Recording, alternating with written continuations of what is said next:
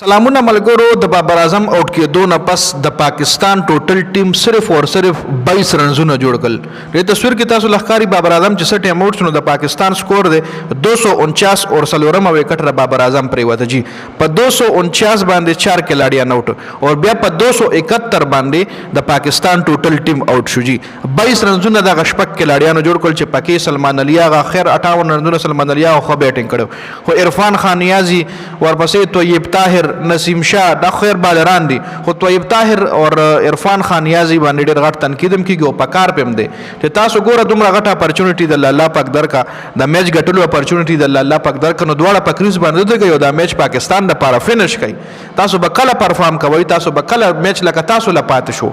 اخر رنزونه تاسو لپات شو دومره غټ سټرایک ریټ سره پاتې نشو دومره غټ سکور سره پاتې نشو تقریبا په 70 بالونو باندې 94 رنزونه کولو کو سونه کولو هاي کې دغه 22 رنزونه کولو دغه 35 بالونه ته هم سپیر پاتې شو